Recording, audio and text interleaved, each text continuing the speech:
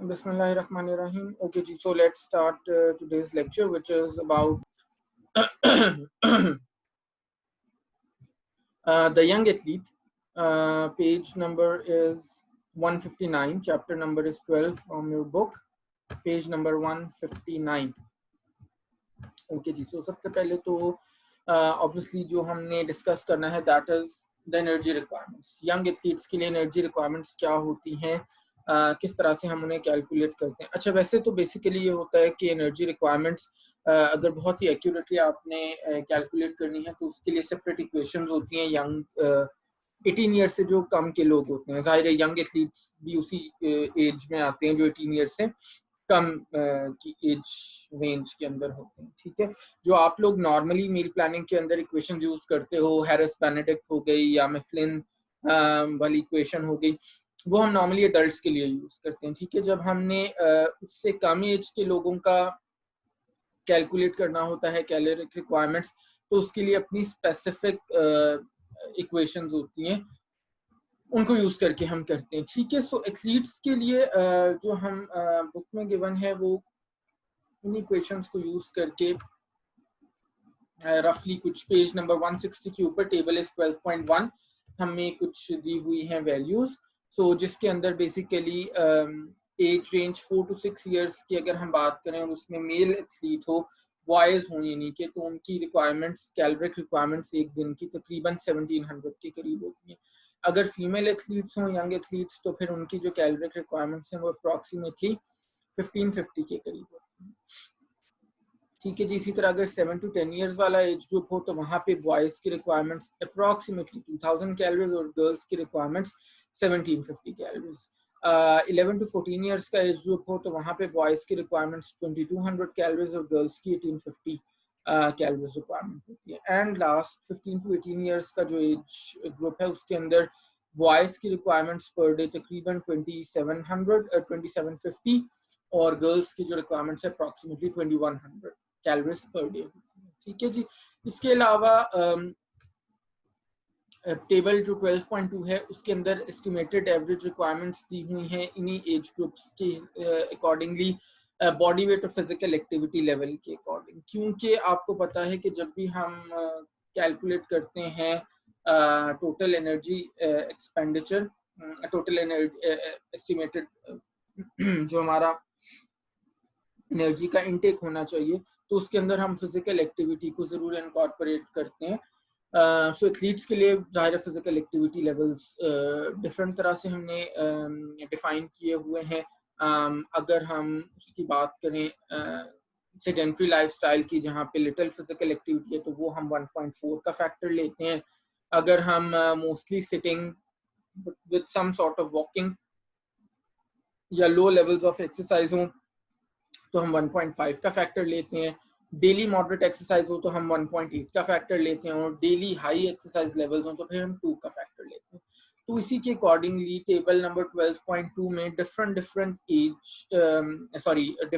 Body weights के लिए और डिफरेंट फिजिकल एक्टिविटी लेवल्स के लिए कैलोरिक रिक्वायरमेंट्स दी हुई हैं और जाहिर है वो बॉयज़ के लिए और गर्ल्स के लिए डिफरेंट है. सो से फॉर एग्जांपल अगर हमारे पास टेबल 12.2 की मैं बात करूं, अगर हमारे पास एक बॉय एथलीट है जिसका बॉडी वेट 45 किलोग्राम्स है और उसका जो फिजिकल एक्टिविटी लेवल है वो 2 है, यानी कि वो डेली बेसिस के ऊपर हाई इंटेंसिटी एक्सरसाइज करता है, तो उसको जो कैलोरिक रिक्वायरमेंट्स है उसकी एक दिन की वो तकरीबन 2900 कैलोरीज चाहिए. ठीक है, और इसी तरह से अगर हम बात करें गर्ल एथलीट की जिसका लेट्स सपोज के बॉडी वेट है 30 किलोग्राम्स, यंग एक एथलीट है और उसका जो स्टाइल है वो मोस्टली सेडेंट्री है, 1.4 का हम फैक्टर अगर लेंगे तो उसकी फिर जो कैलोरिक रिक्वायरमेंट्स हैं वो तकरीबन 1530 हैं पर डे. ठीक है जी. सो इन टेबल्स की हेल्प से अगर आपके पास कोई यंग एथलीट आता है तो इन टेबल्स की हेल्प से आप लोग उसकी कैलोरिक रिक्वायरमेंट्स कैलकुलेट करके उसको फर्दर कैंसिल कर सकते हो. ठीक है, एक चीज़ जो यंग एथलीट्स के पर्सपेक्टिव में इम्पॉर्टेंट है एनर्जी के एंगल को अगर हम देखें तो वो ये है कि यंग एथलीट्स की जो बॉडीज हैं वो मेटाबॉलिकली लेस इकोनॉमिकल होती हैं. मेटाबॉलिकली लेस इकोनॉमिकल का मतलब ये है कि यंग एथलीट्स की बॉडीज में एनर्जी को कंजर्व करने की एबिलिटी कम होती है रिलेटिवली कंपेयर टू एडल्ट्स। यानी इसका मतलब ये है कि अगर एक एडल्ट एथलीट है, let's say 32 years of as का एक एथलीट है और वो आधा घंटा बैडमिंटन खेलता है, और एक यंग एथलीट है जो लेट्स से 12 साल का एक बच्चा आधा घंटा बैडमिंटन खेलता है, तो जो यंग एथलीट है उसकी बॉडी ज्यादा कैलोरीज को कंज्यूम कर रही होगी, और जो ओल्डर एथलीट है जो 32 ईयर्स वाला है उसकी बॉडी कम कैलोरीज को कंज्यूम कर रही होगी। उसकी रीजन क्या है? उसकी रीजन ये है, ऑल्दो वो सेम इंटेंसिटी और सेम ड्यूरेशन का स्पोर्ट उन्होंने किया है, उसकी रीजन ये है कि जो यंग एथलीट की बॉडी है वो लेस एफिशिएंट है एट एनर्जी कंजर्वेशन। आप देखो ना बच्चे, it's a very common observation, बच्चे थोड़ी देर खेलते हैं और फिर आके कहते हैं जी हमें भूख लग गई है। So you know stuff like that. आप लोग माइट बी यूनिवर्सिटी में 4 बार 4th फ्लोर तक जाते हो और 4 बार नीचे उतरते हो, still you can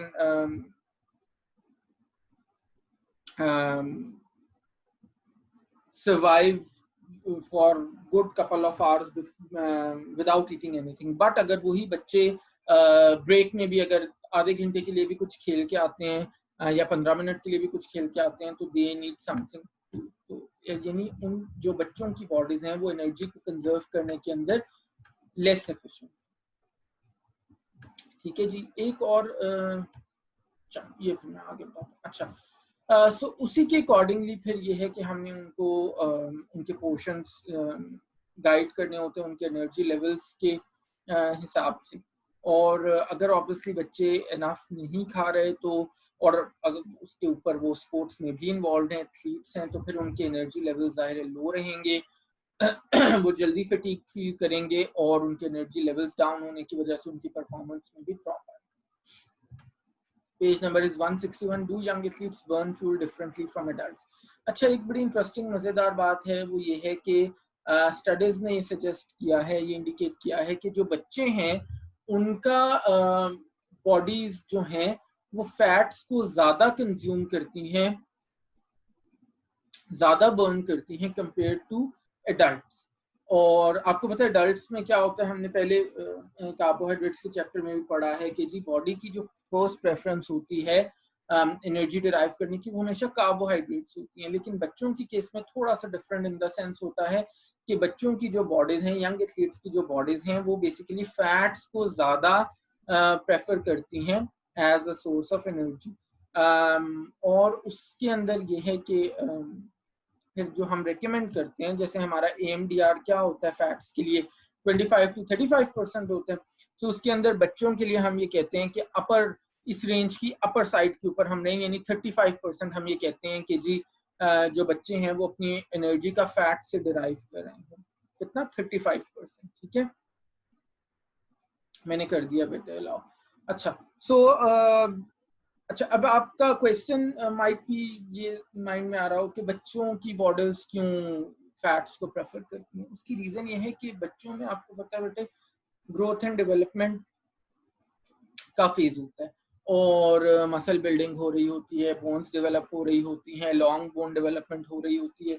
इन सारे प्रोसेसेस के लिए क्या चाहिए? They need energy. एनर्जी कहाँ से आती है? फूड से आती है। फूड में किस चीज से आती है? कार्बोहाइड्रेट से आती है, प्रोटीन से आती है, फैट से आती है। तीन ही मैक्रोन्यूट्रिएंट्स हैं। ठीक है, इन तीनों में सबसे ज्यादा एनर्जी डेंस मैक्रोन्यूट्रिएंट कौन सा है?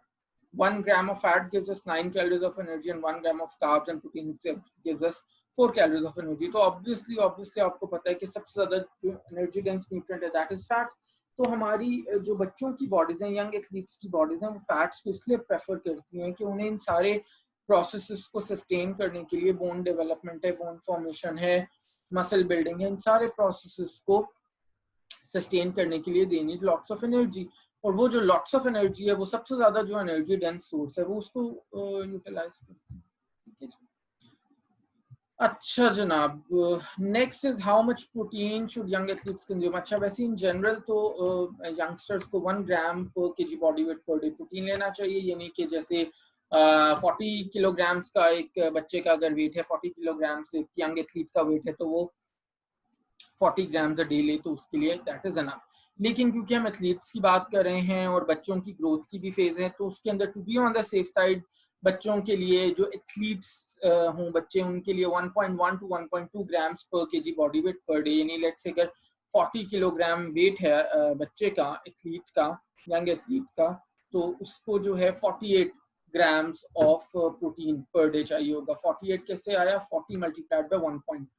ठीक है, और ये जो 48 ग्राम्स है या जो भी उसके बॉडी वेट के अकॉर्डिंगली जितना भी अमाउंट है, बहुत इजीली बच्चे 2 to 4 portion of protein rich foods का लेके तो उसको फुलफिल कर सकते हैं। और needless to tell you protein के सोर्सेज एनिमल्स में क्या है, प्लांट्स में क्या है, कौन से बेटर सोर्सेज हैं, कौन से हाई बायोलॉजिकल वैल्यू सोर्सेज हैं, बहुत बार मैं आपको बता चुका हूँ। अब तो ये चीज़ आपके फिंगर टिप्स पे होनी चाहिए।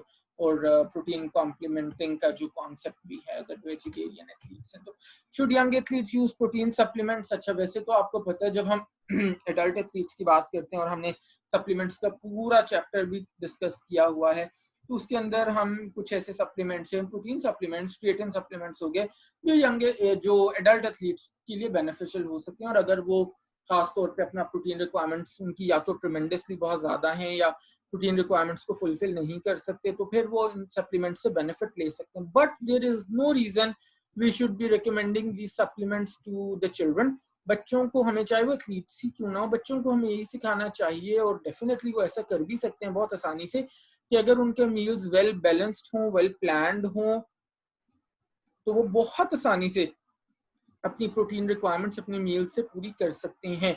और बच्चों के लिए बिल्कुल भी अच्छा नहीं है अगर हम उन्हें सप्लीमेंट्स की तरफ लेके आएंगे, उनके अंदर जो मील से ये चीजें अपनी रिक्वायरमेंट्स को फुलफिल करने की आदत है, ये इनकलकेट करनी चाहिए। How much carbohydrates should young athletes consume?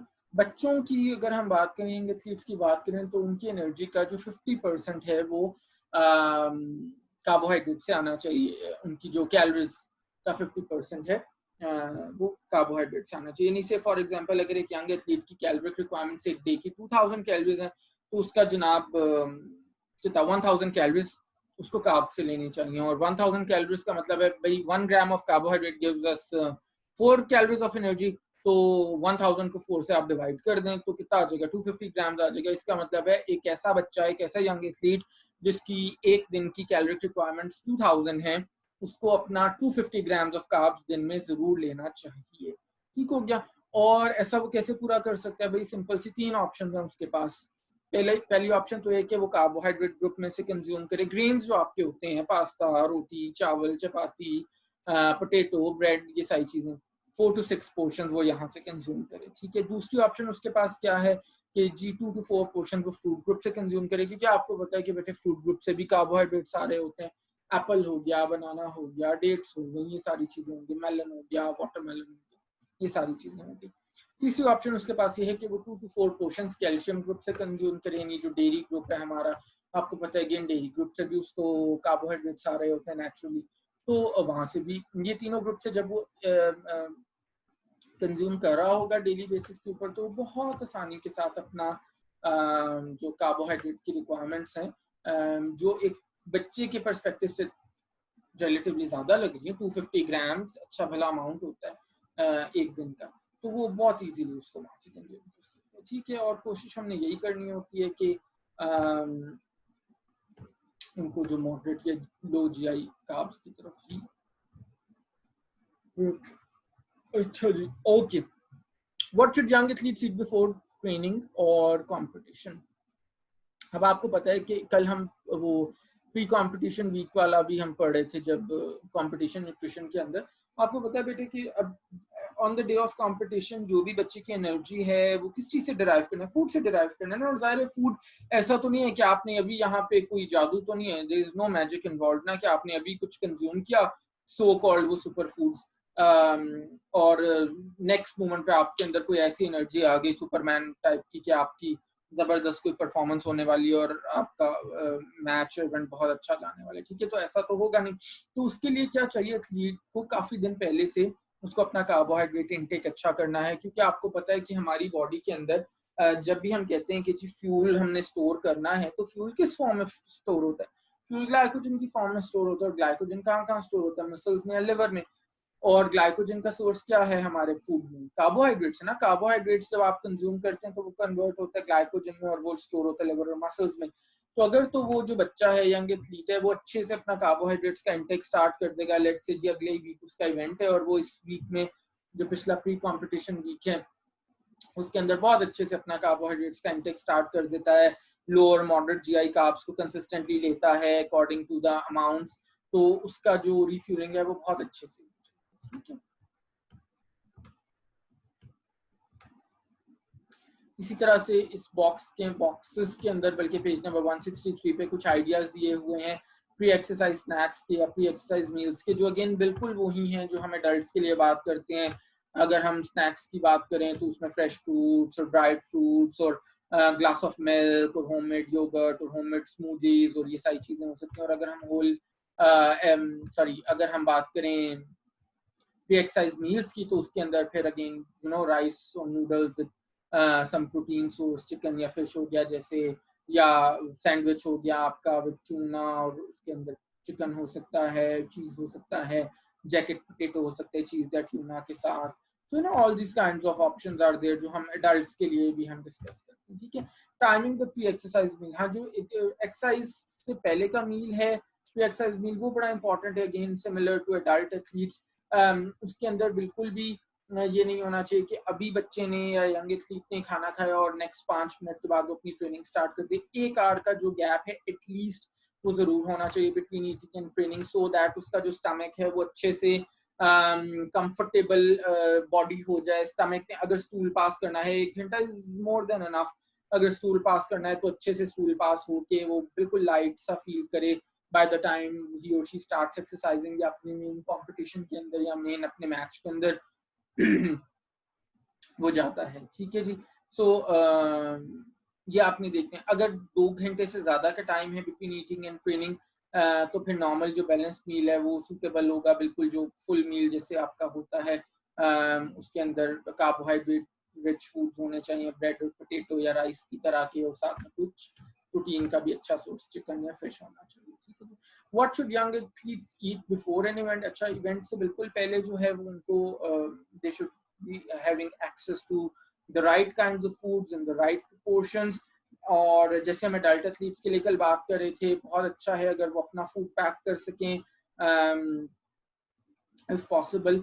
अगर नहीं है तो फिर यही ऑप्शन है डेफिनेटली कि वो अवेलेबल फूड में से जो अच्छी हेल्दी चॉइसेस हैं वो करें, लेकिन कुछ ऐसा नया ट्राई ना करें जस्ट बिफोर द कंपटीशन। और जैसे कल हम नर्व्स की बात कर रहे थे तो बच्चों के अंदर भी नर्व्स खास तौर पे ज्यादा होती हैं, बल्कि कंपेयर टू एडल्ट ज्यादा होती हैं। सो बच्चों के लिए भी यही है कि अगर उनको बहुत ज्यादा नर्वसनेस फील हो रही हो, बहुत ज्यादा एंजाइटी फील हो रही हो, तो उनको न्यूट्रिशियस ड्रिंक्स हम ऑफर कर सकते हैं, डाइल्यूटेड फ्रूट जूसेस हो सकते हैं, स्पोर्ट्स ड्रिंक्स हो सकते हैं, मिल्क बेस्ड ड्रिंक्स हो सकते हैं जैसे योगर्ट स्मूदीज वगैरह हो गए, या लाइट से स्नैक्स हो सकते हैं। मील स्किप करना is definitely not an option, उसकी वजह से वो बहुत ज्यादा नॉजियस फील करेंगे during the competition, during the match बहुत ज्यादा लाइट हेडेड फील करेंगे। तो ये चीजें बिल्कुल भी उनके लिए ज़ाहिर उनकी परफॉर्मेंस के लिए अच्छा नहीं है। और जो रूल्स हमने कल डिस्कस किए थे बिल्कुल वही आप यहाँ पे भी अप्लाई कर सकते हैं। कुछ नया ना खाएं, कंपटीशन से ठीक पहले फेमिलियर फूड्स के साथ ही स्टिक करें, जहाँ पे भी पॉसिबल हो अपने घर से अपने फूड्स को लेके जाएं, बहुत अच्छे से अपने आप को रिहाइड्रेट करें प्लेन वाटर के साथ या डाइल्यूटेड फ्रूट जूस के साथ इवेंट से पहले। और जनाब हाई कार्बोहाइड्रेट स्नैक्स आपके होने चाहिए इवेंट से पहले। ऑयली या बहुत ज़्यादा फैटी फूड आपने नहीं लेना, बहुत ज़्यादा हाई फाइबर फूड नहीं लेना, उससे भी ब्लोटिंग हो सकती है। बहुत ज़्यादा सॉफ्ट ड्रिंक्स नहीं लेने, खासतौर पे जिनकी more than 6 grams per 100 ml जिनकी कंसंट्रेशन हो, क्योंकि आपको पता है वो हाइपरटोनिक की तरफ चले जाते हैं और वो आपकी देर से एब्जॉर्ब होते हैं, डिलेड गैस्ट्रिक एम्पटिंग होती है जिसकी वजह से एब्डोमिनल डिस्कम्फर्ट हो सकती है, ब्लोटिंग हो सकती है। So these are all the pointers which you can consider. अच्छा जनाब, अब है what should young athletes keep doing? Exercise. So अगर तो young athletes exercise कर रहे हैं for less than 90 minutes तो उनको कुछ खाने की जरूरत नहीं है। हाँ, definitely what they need is to rehydrate themselves regularly, after every 15-20 minutes 125 to 250 ml वो प्लेन वाटर या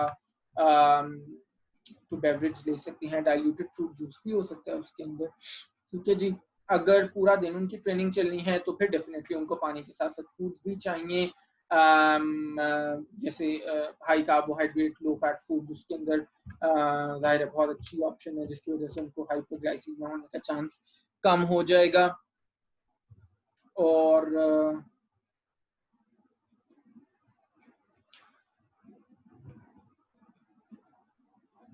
ठीक है जी। अच्छा, इसके अलावा कुछ ऑप्शन वही मैं देख रहा था, वो अगेन एडल्ट एथलीट्स वाली ही हैं, बनानास हैं, फ्रेश फ्रूट्स हैं, dry fruits and diluted fruit juice हैं, जो अगेन हम बहुत बार डिस्कस कर चुके हैं, तो मेरा ख्याल है हमें दोबारा उसमें जाने की जरूरत नहीं। अच्छा जी, what should young athletes eat after exercise? After exercise जाहिर प्रायोरिटी ये है कि आपने अपनी फूड लॉसेस को भी रिकवर करना है और आपका जो फ्यूल लॉसेस हैं उनको भी आपने रिकवर करना है। सो दोनों के लिए ये है कि आपने एक तो अपने आप को अच्छे से रिहाइड्रेट करना है। यंग एथलीट ने पोस्ट एक्सरसाइज जो मील या स्नैक है वो बहुत अच्छा होना चाहिए, उसमें कार्बोहाइड्रेट कंटेंट उसके साथ प्रोटीन भी हो तो वो भी बहुत अच्छी चीज है। 1 gram of carbohydrate per KG body weight 2 hours के अंदर, वही जो window of opportunity we always talk about that, उसके अंदर उनको बेनिफिट लेना चाहिए। मॉडरेट या high GI carbohydrate based foods होने चाहिए, उससे जल्दी उनके एनर्जी लेवल्स रिस्टोर होंगे,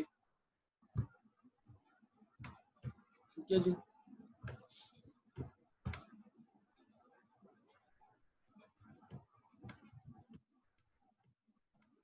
अच्छा, what should young athletes eat when travelling और कंपीटिंग अवे? अच्छा, वैसे इन जनरल तो ये होता है कि यंग एथलीट्स जाहिर बहुत ज़्यादा एलीट लेवल पे रिप्रेजेंट नहीं कर रहे होते या बहुत ज़्यादा इंटरनेशनल लेवल पे रिप्रेजेंट नहीं कर रहे होते, तो उनकी ट्रैवलिंग उस तरह से नहीं होती जैसे अडल्ट एथलीट्स की होती है।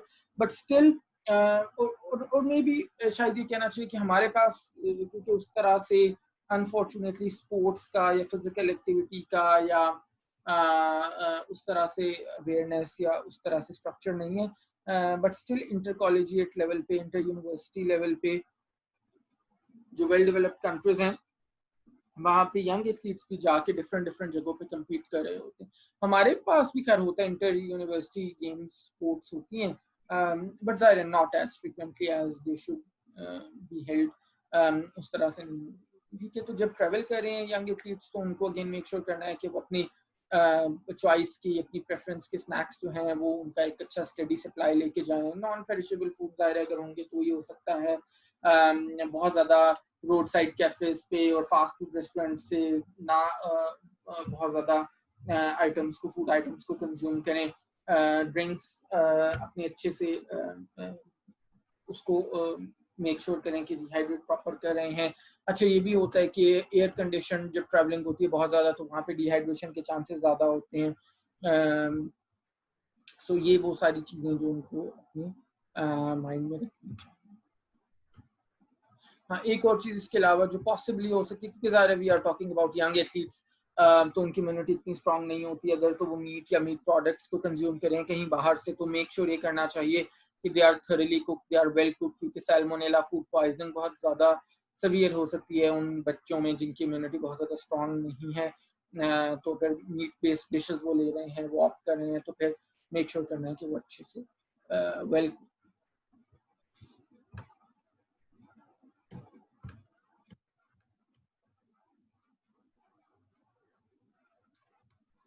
अच्छा जी, जो चीज़ें उनको अवॉइड करनी चाहिए, ओके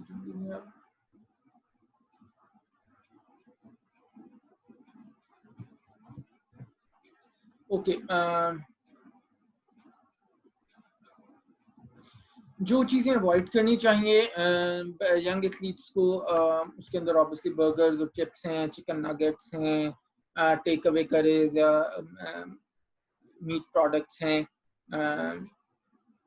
हॉट डॉग्स हो गए, फ्राइड चिकन हो गए, ये जो बहुत सारे फ्राइड चिकन के आउटलेट्स पाकिस्तान में भी अब तो बहुत ज़्यादा हैं, सो ये चीज़ें अवॉइड करनी चाहिए उनको। बट अगेन ऑलवेज रिमेंबर कि खासतौर पे जब हम यंग एथलीट्स की बात करें या उनको काउंसिल करने की बात करें, तो at the end of the day young means young, यानी कि वो वाले बच्चे हैं जो जाहिर एज उनकी एक यंग एज के अंदर वो हैं, और वहाँ पे उस यंग एज के अंदर, they are definitely attracted to, they are enticed to such foods, fast foods होते हैं या थोड़ा सा जंक फूड्स होते हैं. तो इट्स नॉट दैट कि हम में कोई ऐसा उनको रिस्ट्रिक्ट करना है कि वो बहुत ज़्यादा उनके लिए साइकोलॉजिकली भी वो टॉर्चर बन जाए, बट डेफिनेटली उन चीज़ों की जो कंजम्पशन है वो हमने उनकी रिव्यूज कम. ठीक है जी. अच्छा, नेक्स्ट बेटे करते हैं हम नेक्स्ट सेशन के अंदर. Let us take 10 minutes break और फिर हम फर्दर इसको यहीं से कंटिन्यू करते हैं. ठीक है जी. कोई क्वेश्चन है? आई बिलीव ठीक है बेटे. नेक्स्ट सेशन में मिलते हैं 10 मिनट. अल्लाह.